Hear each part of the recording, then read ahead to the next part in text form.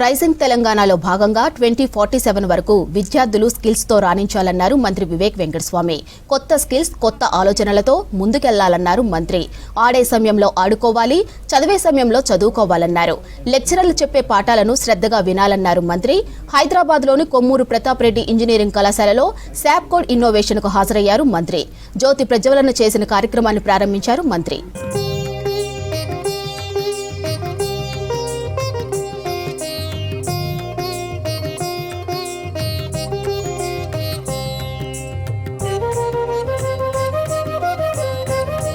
Reddy educational institutions ఈరోజు ఇక్కడ ఒక శాప్ ప్రోగ్రామ్ ఇన్నోవేషన్ పైన న్యూ టెక్నాలజీస్ ఏఐ ఇంట్రడక్షన్ ఈ ప్రోగ్రామ్ని ఇనాగ్రేట్ చేయడానికి రావడం జరిగింది.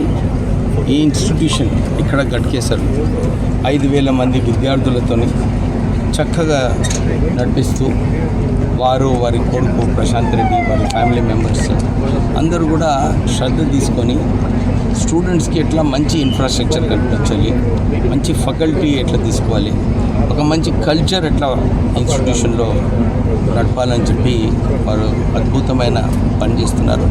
ఇక్కడ స్టూడెంట్స్ కూడా ఈ ఫెసిలిటీస్ ఏదైతే ఇక్కడ ఇంట్రడ్యూస్ చేస్తున్నారో దాన్ని సరిగా వాడుకొని, ఎందుకంటే చేంజ్ ఎప్పుడు కూడా ఉంటుంది, న్యూ టెక్నాలజీస్ వస్తున్నాయి, ఇవన్నీ కూడా సరిగా వాడుకోవాలంటే ఇలాంటి ప్రోగ్రామ్స్లో ఇంట్రడ్యూస్ అయ్యి నేర్చుకున్నప్పుడే వీళ్ళు మంచిగా ఎంప్లాయబుల్ అవుతారు బయట.